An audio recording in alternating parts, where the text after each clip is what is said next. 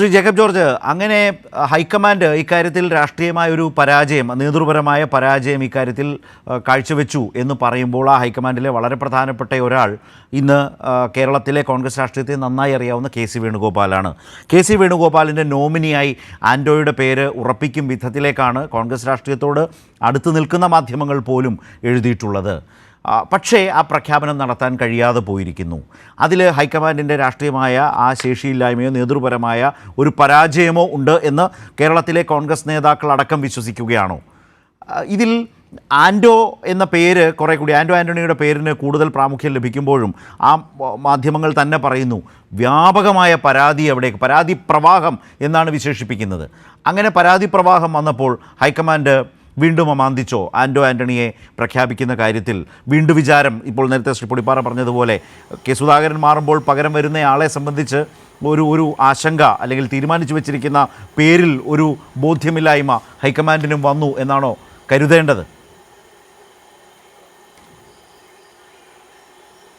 എനിക്ക് അതിനകത്തൊരു ഒറ്റ വാക്കിൽ ഒരു കാര്യം പറയാനുള്ളത്, ഇതിനെക്കാട്ടിലൊക്കെ എന്ത് എളുപ്പമായിരുന്നു കേരളത്തിൽ കോൺഗ്രസിൻ്റെ സംഘടനാ തിരഞ്ഞെടുപ്പ് നടത്തുക എന്നുള്ളത്. ഒന്നുമില്ലെങ്കിൽ സംഘടനാ തിരഞ്ഞെടുപ്പ് നടത്തി എന്നുള്ള പേരെങ്കിലും സൽപ്പേരെങ്കിലും സംഘടനയുടെ കോൺഗ്രസിൻ്റെ സംസ്ഥാന നേതൃത്വത്തിനും കേന്ദ്ര നേതൃത്വത്തിനും കിട്ടുമായിരുന്നു. അതൊരു വലിയ സംഭവമായിരുന്നു. അങ്ങനെ ഒരു വലിയ സംഭവം ഉണ്ടാക്കെ ഇന്ത്യ മഹാരാജ്യം ഒരു ജനാധിപത്യ രാജ്യമാണ്. ഇവിടുത്തെ കോൺഗ്രസ് എന്ന് പറയുന്നത് ഏറ്റവും പഴക്കമുള്ള, ഏറ്റവും പ്രായമുള്ള ജനാധിപത്യ പാർട്ടിയാണ്. പക്ഷേ ആ ജനാധിപത്യ പാർട്ടിയിൽ ഭാരവാഹികളെ തിരഞ്ഞെടുപ്പില്ല എന്ന് പറയുമ്പോൾ തന്നെ അതിൻ്റെ അകത്തെ ഉൾപ്പാർട്ടി ജനാധിപത്യം എത്ര കണ്ട് ക്ഷയിച്ചിരിക്കുന്നു, എത്ര കണ്ട് ദ്രവിച്ചിരിക്കുന്നു എന്ന് നമുക്ക് ഊഹിക്കാവുന്നതേ ഉള്ളൂ. ശരിക്കും തിരഞ്ഞെടുപ്പായിരുന്നു ഇത്തരം പ്രശ്നങ്ങൾ ഉണ്ടാവാതിരിക്കാനുള്ള ഏറ്റവും വലിയ പരിഹാരം. അത് നടന്നില്ല, നടക്കാനുള്ള സാധ്യതയില്ല.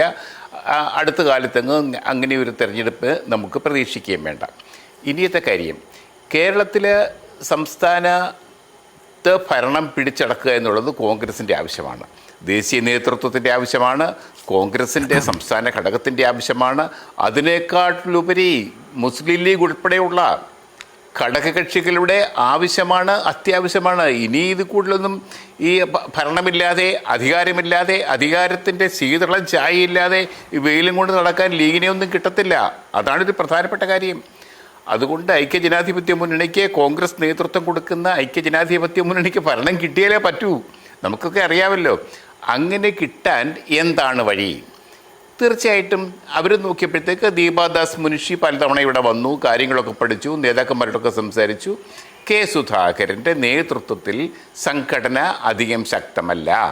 ആ അത്രയ്ക്ക് ശക്തമല്ലാത്തൊരു സംഘടന വെച്ചിട്ട് പഞ്ചായത്ത് തിരഞ്ഞെടുപ്പും അടുത്ത് വരാൻ പോകുന്ന നിയമസഭാ തിരഞ്ഞെടുപ്പ് നേരിട്ട് വിജയിക്കുക എന്നുള്ളത് എളുപ്പമുള്ള കാര്യമില്ല. മുഖ്യമന്ത്രി പിണറായി വിജയൻ 2ാം വട്ടം ഭരിക്കുന്നു.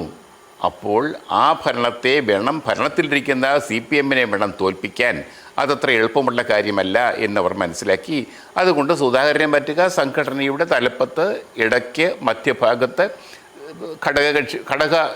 എന്ന് വെച്ചാൽ ജില്ലകളിൽ ഒക്കെയും മാറ്റം വരുത്തുക, അതൊക്കെയാണ് ഉദ്ദേശിക്കുന്നത്. ഒരു ഏറെക്കുറെ ഒരു പുനഃസംഘടന, അതാണ് ഉദ്ദേശിച്ചത്. പക്ഷേ പ്രസിഡന്റിനെ മാറ്റാൻ പറ്റിയില്ല. ശരിക്കും ശരത്തെ അവർക്കറിയാം, സുധാകരനെ വെച്ചും കൊണ്ട് ഇത്ര ദുർബലമായ ഒരു സംഘടനയെ മുന്നിൽ നിർത്തി ഒരു മുന്നണിയെ അടുത്ത ഗവൺമെൻറ് അധികാരത്തിലിരിക്കുന്ന ഭരണകക്ഷിയെ പരാജയപ്പെടുത്താൻ കഴിയില്ല എന്നവർക്കറിയാം. അതുകൊണ്ട് ഒരു മാർഗമായിട്ടാണ് ഈ കാര്യം കണക്കാക്കിയത്. സുധാകരനെ മാറ്റുക എന്നുള്ള കാര്യം സാധ്യമായി. തീർച്ചയായിട്ടും ദീപാദാസ് മുൻഷിയുടെ റിപ്പോർട്ടിൽ അത് വ്യക്തമായിട്ട് പറഞ്ഞിട്ടുണ്ട് എന്നാണ് നമുക്ക് മനസ്സിലാക്കാൻ കഴിയുന്നത്. അതെത്ര കണ്ട് ഫലപ്രദമായിട്ട്, അതാണ് കോൺഗ്രസിൻ്റെ നേതൃത്വത്തിൻ്റെ, ഹൈക്കമാൻഡിൻ്റെ ഒരു പിടിപ്പുകേട്. ഇതുപോലെ ഒരു പിടിപ്പുകെട്ട ഒരവസ്ഥ കോൺഗ്രസിൻ്റെ നേതൃത്വത്തിനുണ്ടാകാനില്ല.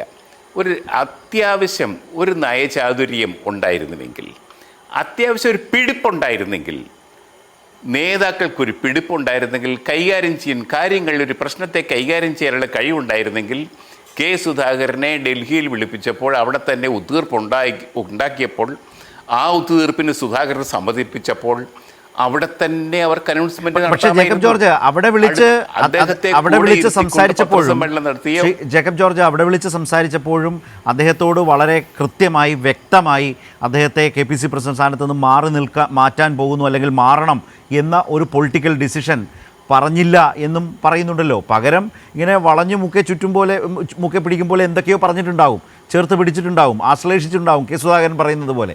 അതിനപ്പുറത്തേക്ക് ഇതാണ് പാർട്ടി എടുക്കാൻ പോകുന്ന ഈ റിപ്പോർട്ടുകളുടെയൊക്കെ പശ്ചാത്തലത്തിൽ എടുക്കാൻ പോകുന്ന തീരുമാനം എന്ന് അദ്ദേഹത്തോട് പറഞ്ഞിട്ടില്ല.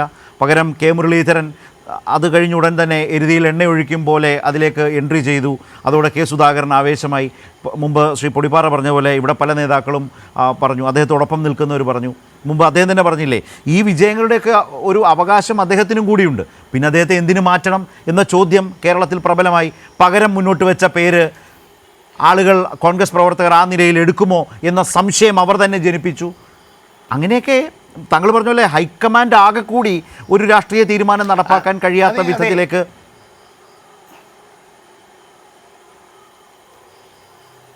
അതെ, അതാണ് ശരത്തെ ഞാനും പറയുന്നത്.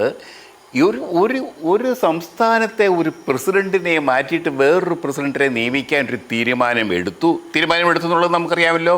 അത് തീർച്ചയാണല്ലോ, അക്കാര്യത്തിൽ യാതൊരു സംശയമില്ല. സുധാകരനെ മാറ്റാൻ അധ്യക്ഷ സ്ഥാനത്ത് നിന്ന് 4 വർഷം പിന്നിടുന്ന സുധാകരനെ മാറ്റാൻ തീരുമാനമെടുത്തു ഹൈക്കമാൻഡ്. പകരം ആരെ കൊണ്ടുവരണം എന്നുള്ളതിനെക്കുറിച്ച് ധാരണയായിട്ടുണ്ട്, ഏറെക്കുറെ തീരുമാനമായിട്ടുണ്ട്. പക്ഷേ അത് ഫലപ്രദമായിട്ട് നടക്കാനുള്ള മിനിമം പിടിപ്പ് പോലുമില്ല ഈ ഹൈക്കമാൻഡിന്. അതാണ് നമുക്ക് സത്യാവസ്ഥ. ഇവരെങ്ങനെ രാജ്യം, ഇന്ത്യ മഹാരാജ്യം ഒരു തെരഞ്ഞെടുപ്പിനെ നേരിടുമ്പോൾ എത്രയോ തെരഞ്ഞെടുപ്പിൽ പരാജയപ്പെട്ട് കഴിഞ്ഞിരിക്കുന്നു. എങ്ങനെ ഇവർക്ക് വിജയിക്കാൻ പറ്റും? ഒരു മുന്നണിയെ പറയാതിരിക്കുക, ആ മുന്നണിയുടെയൊക്കെ അവസ്ഥ വളരെ ദയനീയമാണ്. ലോക്സഭാ തെരഞ്ഞെടുപ്പിന് ശേഷം ആ മുന്നണി യോഗം പോലും ചേർന്നിട്ടില്ല. ആ മുന്നണിയെ നയിക്കുന്ന കോൺഗ്രസ് ആ മുന്നണിയെ ഒരു വഴിക്കാക്കി വെച്ചിരിക്കുകയാണ്. അത് പിന്നെ പോട്ടെ, അത് ആ നേതൃപാർട്ടി. അതെ, അത് സോണിയാഗാന്ധിയും ഹർകിഷൻ സിംഗ് സുർജിത്തും എന്ത് ഫലപ്രദമായിട്ട് നയിച്ചിരുന്ന ഒരു മുന്നണിയാണെന്ന് ഓർക്കണം. ആ മുന്നണി കോൺഗ്രസിൻ്റെ മുന്നണി. പക്ഷേ ഇവിടെ ഇപ്പോൾ ഒരു വാചകം കൂടെ പറയട്ടെ ശരത്തെ, കോൺഗ്രസിൻ്റെ ലക്ഷ്യം വളരെ നന്നായിരുന്നു. പക്ഷേ മാർഗം ആകെപ്പാടെ തല്ലിപ്പൊളിയായിപ്പോയി, പൊളിഞ്ഞ് പാളീസായി. കോൺഗ്രസ് നേതൃത്വം ഇന്ന് കേരളത്തിൻ്റെ മുന്നിൽ, ഇന്ത്യയുടെ മുമ്പിൽ നാണം കെട്ട് പുളിശ്ശേരി കുടിച്ച് നിൽക്കുന്നു.